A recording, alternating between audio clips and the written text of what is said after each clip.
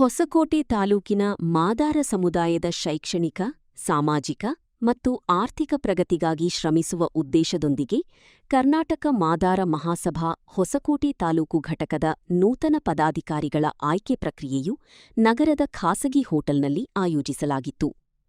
ಕರ್ನಾಟಕ ಮಾದಾರ ಮಹಾಸಭಾವು ರಾಜ್ಯ ಘಟಕದ ನಿರ್ದೇಶನದಂತೆ ನಡೆದ ಈ ಸಭೆಯಲ್ಲಿ ಸಮುದಾಯದ ಮುಖಂಡರು ಹಾಗೂ ಹಿರಿಯರ ಸಮ್ಮುಖದಲ್ಲಿ ಪದಾಧಿಕಾರಿಗಳನ್ನು ಸರ್ವಾನುಮತದಿಂದ ಆಯ್ಕೆ ಮಾಡಲಾಗಿತ್ತು.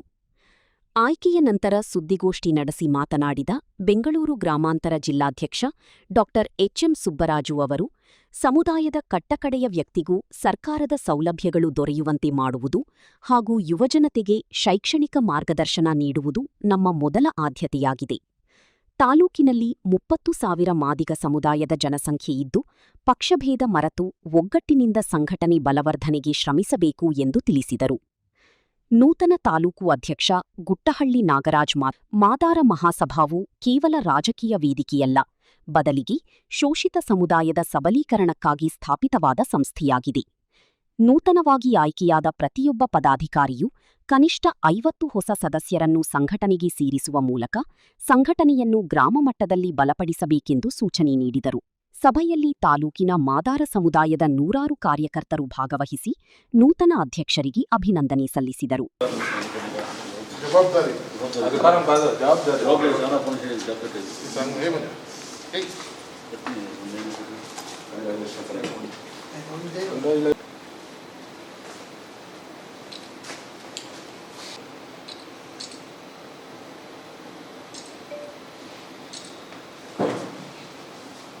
ಮೊದಲಿಗೆ ಈ ಭೂಮಂಡಲದ ಮೂಲ ಪುರುಷ ಆದಿಜಾಂಬು ಅವರ ಪಾದಗಳಿಗೆ ನಮಸ್ಕರಿಸುತ್ತಾ, ನಮಗೆ ಜೀವನ ಕೊಟ್ಟಂಥ ಬಾಬಾ ಸಾಹೇಬ್ ಅಂಬೇಡ್ಕರ್ ಅವರ ಪಾದಗಳಿಗೆ ನಮಸ್ಕರಿಸುತ್ತಾ, ಈ ದಿನ ಕರ್ನಾಟಕ ರಾಜ್ಯದಲ್ಲಿ ಕರ್ನಾಟಕ ಮಾದಾರ ಮಹಾಸಭಾ ಎಂಬ ಸಂಘಟನೆಯನ್ನು ನಮ್ಮ 3 ಪಕ್ಷಗಳ ನಾಯಕರಾದಂಥ ಕೆ ಎಚ್ ಮುನಿಯಪ್ಪನವರು ಮತ್ತು ನಮ್ಮ ಆನೇಕಲ್ ಎ ನಾರಾಯಣಸ್ವಾಮಣ್ಣವರು ಮತ್ತು ನಮ್ಮ ಪಾವಗಡ ತಿಮ್ಮರಾಯಪ್ಪ ಎಲ್ಲರೂ ಸೇರಿಕೊಂಡು ಪಕ್ಷಾತೀತವಾಗಿ ಈ ಸಂಘಟನೆಯನ್ನು ಹುಟ್ಟಾಕಿದ್ದಾರೆ. ಈ ಸಂಘಟನೆಯ ಉದ್ದೇಶ ಒಂದೇ, ನಮ್ಮ ಸಮುದಾಯದ ಮಕ್ಕಳ ಭವಿಷ್ಯಕ್ಕಾಗಿ ನಾವು ಹುಟ್ಟಾಕಿರ್ತಕ್ಕಂಥ ಸಂಘಟನೆ ಇದು ಯಾರ ವಿರುದ್ಧವೂ ಅಲ್ಲ, ನಮ್ಮ ಸಮುದಾಯದ ಮಕ್ಕಳ ಭವಿಷ್ಯಕ್ಕಾಗಿ ಹುಟ್ಟಾಕಿರ್ತಕ್ಕಂಥ ಸಂಘಟನೆ. ಈ ಸಂಘಟನೆಯಿಂದ ನಮ್ಮ ಸಮುದಾಯದ ಮಕ್ಕಳು ಒಳ್ಳೆ ವಿದ್ಯಾವಂತರಾಗಿ ಒಳ್ಳೆ ಉದ್ಯೋಗ ಪಡ್ಕೊಂಡು ಎಲ್ಲ KS, IAS, ಒಳ್ಳೆ FDAಗಳು, ಒಳ್ಳೆ ತಹಶೀಲ್ದಾರ್ಗಳಾಗೋ ಒಂದೇ ಒಂದು ಉದ್ದೇಶ, ಮತ್ತು ರಾಜಕಾರಣವಾಗಿ ಮುಂದೆ ಬರಲಿ ಮತ್ತು ಆರ್ಥಿಕವಾಗಿ ಮುಂದೆ ಬರಲಿ ಅನ್ನೋ ಉದ್ದೇಶದಿಂದ ನಮ್ಮ ಹಿರಿಯರಾದಂಥ ಕೆ ಎಚ್ ಮುನಿಯಪ್ಪನವರು, ನಮ್ಮ ನಾರಾಯಣಸ್ವಾಮಣ್ಣವರು, ಕಾರಜೋಳ ಸಾಹೇಬರು, ಆಂಜನೇಯ ಸಾಹೇಬರು, ತಿಮ್ಮಾಪುರ ಸಾಹೇಬರು ಎಲ್ಲರೂ ಸೇರಿಕೊಂಡು ಈ ಸಂಘಟನೆ ಹುಟ್ಟಾಕಿದ್ದಾರೆ. ಅವರಿಗೆ ಮೊದಲಿಗೆ ನಾವು ನಮ್ಮ ತಾಲೂಕಿನ ಪರವಾಗಿ ಮತ್ತು ನಮ್ಮ ಜಿಲ್ಲೆಯ ಪರವಾಗಿ ಹೃದಯಪೂರ್ವಕ ಅಭಿನಂದನೆಗಳು ಸಲ್ಲಿಸ್ತೇವೆ. ಮತ್ತು ಈ ಆಗಮಿಸತಕ್ಕಂಥ ಎಲ್ಲ ನಮ್ಮ ಮಾಧ್ಯಮ ಮಿತ್ರರಿಗೆ ನಾನು ಅಭಿನಂದನೆಗಳು ಸಲ್ಲಿಸುತ್ತಾ, ಈಗ ನಾವು ತಾಲೂಕು ಕಮಿಟಿಯನ್ನು ರಾಜ್ಯ ಕಮಿಟಿಯಿಂದ ಅನುಮತಿ ಪಡ್ಕೊಂಡು ಜಿಲ್ಲಾ ಕಮಿಟಿಯಿಂದ ಇವತ್ತು ನಮ್ಮ ತಾಲೂಕು ಕಮಿಟಿಯನ್ನು ರಚನೆ ಮಾಡ್ತಾ ಇದ್ದೀವಿ. ಈಗ ಪದಾಧಿಕಾರಿಗಳನ್ನಾಗಿ ನಮ್ಮ ಜಿಲ್ಲಾ ಕಮಿಟಿಯಿಂದ ರಾಜ್ಯ ಸಮಿತಿಯಿಂದ ಶಿಫಾರಸು ಮಾಡಿ ಆಯ್ಕೆ ಮಾಡಿರ್ತೇವೆ. ಅದನ್ನು ಈಗ ನಾನು ಘೋಷಣೆ ಮಾಡ್ತೇನೆ. ಹೊಸಕೋಟೆ ತಾಲೂಕಿನ ಕರ್ನಾಟಕ ಮಾದಾರ ಮಹಾಸಭಾದ ಗೌರವ ಅಧ್ಯಕ್ಷರುಗಳಾಗಿ ಹಿರಿಯರಾದಂಥ DM ಮುನರಾಜಣ್ಣವರು ಮತ್ತು ಶೆಟ್ಟಳ್ಳಿ ಯಲ್ಲಣ್ಣನವರು ಮತ್ತು ಗುರಪ್ಪನವರನ್ನ ಗೌರವ ಅಧ್ಯಕ್ಷರನ್ನಾಗಿ ಮಾಡಿದ್ದೇವೆ. ಮತ್ತು ತಾಲೂಕಿನ ಅಧ್ಯಕ್ಷರಾಗಿ ನಮ್ಮ ಗುಟ್ಟಹಳ್ಳಿ ವಿ ನಾಗರಾಜ್ ಅವರನ್ನ ಅಧ್ಯಕ್ಷರಾಗಿ ಮಾಡಿದ್ದೇವೆ.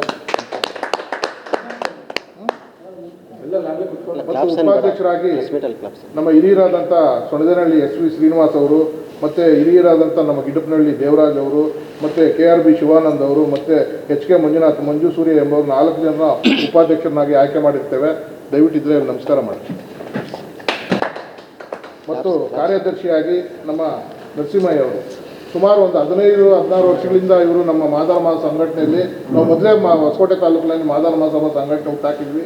ಸತತವಾಗಿ ಕಾರ್ಯದರ್ಶಿಯಾಗಿ ತುಂಬ ಯಶಸ್ವಿಯಾಗಿ ಕಾರ್ಯನಿರ್ವಹಿಸ್ಕೊಂಡು ಬಂದಂಥ ನಮ್ಮ ನರಸಿಂಹಯ್ಯನ ಮತ್ತೆ ನಾವು ಕಾರ್ಯದರ್ಶಿಯಾಗಿ ಆಯ್ಕೆ ಮಾಡಿರ್ತೇವೆ.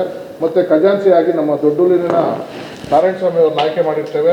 ಮತ್ತು ಕಾರ್ಯಕಾರಿಣಿ ಸಮಿತಿ ಸದಸ್ಯರಾಗಿ ನಮ್ಮ ಹಿರಿಯರು ಮಾಜಿ ತಾಲೂಕು ಪಂಚಾಯತಿ ಸದಸ್ಯರಾದಂಥ D ನರಸಿಂಹಣ್ಣವರು ಮತ್ತು ರಮೇಶ್ ಪೂಜೆನಗರ ಮತ್ತು ಗೋಪಾಲ್ ಗುಟ್ಟಿಪುರ ಮತ್ತು ರಮೇಶ್ ಕಂಬಳಿಪುರ ಮತ್ತು ಗಣೇಶ್ ಮತ್ತು ಸಹೋದರಿ ಸುಮಿತ್ರಾ ಮಹಿಳಾ ಸದಸ್ಯರಾಗಿ ಮತ್ತು ಟೌನಿನ ರವಿ ಮತ್ತು ವಿಶೇಷ ಆಹ್ವಾನಿತರಾಗಿ ಪೂಜಪ್ಪ, ಹಿರಿಯರಾದಂಥ ಪೂಜಪ್ಪ ಕೋಟೂರು ಮತ್ತು ಮೂರ್ತಿ ಇಂಡಿಗನಾಳ ಮತ್ತು HM ಶಿವಾನಂದ ಮತ್ತು ತಾವರೆಕೆರೆ ರಮೇಶು ಮತ್ತು ನರಸಿಂಹಮೂರ್ತಿ ಗುಳ್ಳಳ್ಳಿ ಮತ್ತು ಕಾನೂನು ಸಲಹೆಗಾರರಾಗಿ ಕೃಷ್ಣಪ್ಪ ವಿ ಚಿಕ್ಕನಲ್ಲಾಲ ಮತ್ತು ಗಣೇಶ್ ಇವರಿಬ್ಬರು ವಕೀಲರು ಕಾನೂನು ಸಲಹೆಗಾರರಾಗಿ ಮತ್ತು ಯೂತ್ ಕಮಿಟಿ ಸಹ ಮಾಡಿರ್ತೇವೆ. ಅಧ್ಯಕ್ಷರಾಗಿ ಹರೀಶ್ ಚಕ್ರವರ್ತಿ ನಮ್ಮ ಸಿದ್ಧಾರ್ಥ ನಗರ ಅವ್ರನ್ನ ಯೂತ್ ಪ್ರೆಸಿಡೆಂಟಾಗಿ ಮಾಡಿದ್ದೇವೆ. ಮತ್ತು ಇಡೀ ಟೀಮ್ನ ನಾವು ರಚನೆ ಮಾಡಿರ್ತೇವೆ. ಮತ್ತು ಟೌನಿನ ಘಟಕ ಒಂದು ಮಾಡಿರ್ತೇವೆ, ಅದು HK ಆನಂದ್ ಅಂತ ಅಧ್ಯಕ್ಷರು ಮಾಡಿರ್ತೇವೆ. ಪೂರ್ತಿ ಟೀಮನ್ನು ಮಾಡಿರ್ತೇವೆ. ಇವರೆಲ್ಲರೂ ಸಹ ಜವಾಬ್ದಾರಿಯಾಗಿ, ಇದು ಯಾವುದೇ ಒಂದು ವಿಸಿಟಿಂಗ್ ಕಾರ್ಡ್ ಸಂಘಟನೆ ಅಲ್ಲ, ಇದು ನಮ್ಮ ಸಮುದಾಯದ ನಮ್ಮ ಮಕ್ಕಳ ಭವಿಷ್ಯಕ್ಕಾಗಿ ಮಾಡಿರ್ತಕ್ಕಂಥ ಸಂಘಟನೆ. ಪ್ರತಿಯೊಬ್ಬರು, ಈಗ ನಾಗರಾಜ್ ಅಧ್ಯಕ್ಷರಾಗಿದ್ದರೂ ಸಹ ಈ ಸಂಘಟನೆಯಲ್ಲಿ ಎಷ್ಟು ಜನ ಆಯ್ಕೆಯಾಗಿರ್ತೀರೋ, ಉಪಾಧ್ಯಕ್ಷರುಗಳಾಗ್ಬೋದು, ಕಾರ್ಯದರ್ಶಿಗಳಾಗ್ಬೋದು, ಖಜಾಂಚಿಗಳಾಗ್ಬೋದು, ಸದಸ್ಯರಾಗ್ಬೋದು, ಎಲ್ಲರೂ ಸಹ ಅಧ್ಯಕ್ಷರಿದ್ದಂಗೆ ಪ್ರತಿಯೊಬ್ಬರು ನಮಗೆ 31ನೇ ತಾರೀಕಿನೊಳಗಡೆ ಒಬ್ಬೊಬ್ಬ ಸದಸ್ಯರು ಅವರ ಶಕ್ತಿ ಮೀರಿ ಒಂದು 100 ಜನ ಸದಸ್ಯರು ಮಾಡಬೇಕಲ್ಲ ಅವ್ರು ಮನವಿ ಮಾಡ್ಕೊಂಡು ಆಯ್ಕೆ ಆಗ್ತಂಥ ಎಲ್ಲ ಸದಸ್ಯರಿಗೂ ನಾನು ಜಿಲ್ಲಾ ಅಧ್ಯಕ್ಷರಾಗಿ ಮತ್ತು ರಾಜ್ಯ ಮತ್ತು ಜಿಲ್ಲಾ ಪರವಾಗಿ ಅವರಿಗೆ ಹೃದಯಪೂರ್ವಕ ಅಭಿನಂದನೆ ಸಲ್ಲಿಸ್ತೇನೆ. ಈ ಒಂದು ಸಂದರ್ಭದಲ್ಲಿ ಬಾಬಾ ಸಾಹೇಬ್ ಅಂಬೇಡ್ಕರ್ ಅವರನ್ನು ನೆನೆಯುತ್ತಾ ಅವರ ಪಾದಗಳಿಗೆ ನಮಸ್ಕಾರ ಮಾಡುತ್ತಾ, ಏನು ಈ ದಿನ ಕರ್ನಾಟಕ ಮಾದಾರ ಮಹಾಸಭಾ ರಾಜ್ಯ ಸಮಿತಿ ಮತ್ತು ಜಿಲ್ಲಾ ಸಮಿತಿ ಸೇರಿ ನನ್ನನ್ನು ಹೊಸಕೋಟೆ ತಾಲೂಕು ಅಧ್ಯಕ್ಷರನ್ನಾಗಿ ಮಾಡಿದ್ದಾರೆ. ನಾನು ಅವರಿಗೆ ತುಂಬ ಹೃದಯದ ಧನ್ಯವಾದಗಳನ್ನು ಸಲ್ಲಿಸ್ತೇನೆ. ಹಾಗೆ ಏನು ನಮಗೆ ಮೊದಲನೇದಾಗಿ ಒಂದು ಜವಾಬ್ದಾರಿಯನ್ನು ಕೊಟ್ಟಿದ್ದಾರೆ ಮೆಂಬರ್ಶಿಪ್ ಮಾಡೋದ್ರ ಮುಖಾಂತರ. ನನ್ನ ಶಕ್ತಿ ಮೀರಿ ನಾನು ಮೆಂಬರ್ಶಿಪ್ಪನ್ನು ಎಷ್ಟು ನಮಗೆ ಟಾರ್ಗೆಟ್ ಕೊಟ್ಟಿದ್ದಾರೋ ಅದಕ್ಕೆ ಮೀರಿ ನಾನು ಮೆಂಬರ್ಶಿಪ್ ಮಾಡೋಕ್ಕೆ ತಯಾರಾಗಿದ್ದೇನೆ.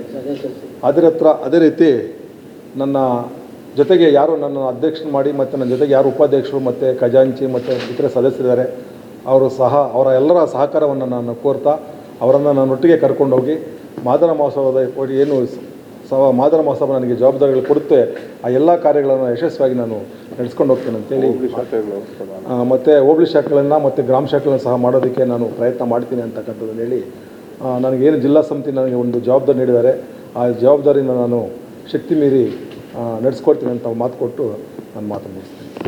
ಮೊನ್ನೆ ತಾನೇ ಭಾನುವಾರ ಏನು ಅರಮನೆ ಮೈದಾನದಲ್ಲಿ ರಾಜ್ಯ ಕಾರ್ಯಕಾರಿಣಿ ಸಭೆ ನಡೆದಿದೆ. ಈ ಒಂದು ಸಭೆ ಮುಖಾಂತರ ನಮ್ಮೆಲ್ಲ ಜಿಲ್ಲೆ ಮತ್ತು ತಾಲೂಕು ಸಮಿತಿಗಳನ್ನು ಮಾಡೋದಕ್ಕೆ ಎಲ್ರಿಗೂ ಒಂದು ಸಮಿತಿಗಳನ್ನು ಮಾಡಿ ಆ ಸಮಿತಿ ಮುಖಾಂತರ ಜಿಲ್ಲಾ ಸಮಿತಿಯವರು ತಾಲೂಕು ಸಮಿತಿಗಳನ್ನು ಮಾಡಿ ನಂತರ ಆ ಸಮಿತಿಗಳಾದಮೇಲೆ ಮೆಂಬರ್ಶಿಪ್ ಮಾಡಬೇಕು, ಅಂದರೆ ಸದಸ್ಯತ್ವವನ್ನು ಮಾಡಬೇಕು.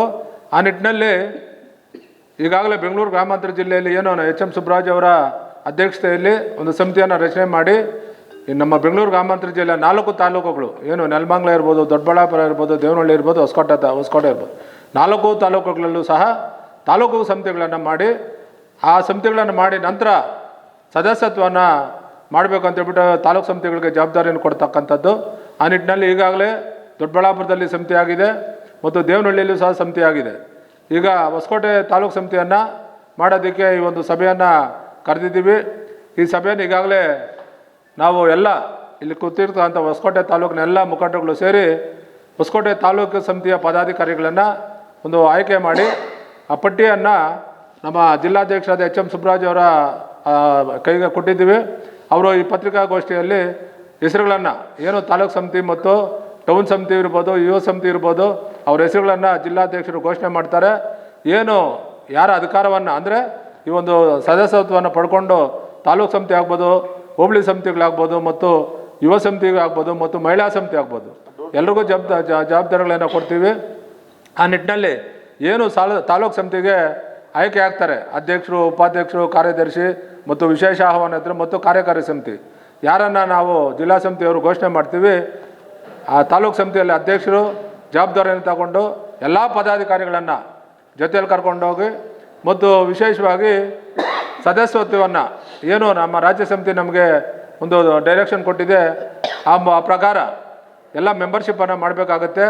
ಏನು ನಮ್ಮ ಹೊಸಕೋಟೆ ತಾಲೂಕಿಗೆ ಮೇ 31 ಒಂದು ಟಾರ್ಗೆಟನ್ನು ರಾಜ್ಯ ಸಮಿತಿ ನಿಗದಿ ಮಾಡಿರೋದ್ರಿಂದ ಏನು ತಾಲೂಕು ಸಮಿತಿಗೆ ಅಧ್ಯಕ್ಷರು ಮತ್ತು ಪದಾಧಿಕಾರಿಗಳಾಗ್ತೀರಿ ತಾವು ಒಬ್ಬೊಬ್ಬರು 100 ಜನನ ಮಾಡಿ ಮೇ 31ನೇ ತಾರೀಕು ಒಳಗಡೆ ಸುಮಾರು 1,500 ಮೆಂಬರ್ಶಿಪ್ಪನ್ನು ಮಾಡಬೇಕಾಗತ್ತೆ.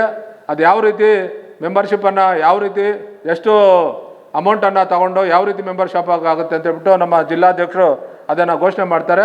ಸದಸ್ಯರದು 500 ರೂಪಾಯಿ, ಮತ್ತು 5,000, 10,000, 25,000, 50,000, 1 ಲಕ್ಷದವರೆಗೂ ಮಾಡಿದ್ದೀವಿ. ಆಲ್ರೆಡಿ ನಮ್ಮದು 6,000 ಸದಸ್ಯರಾಗಿದ್ದಾರೆ.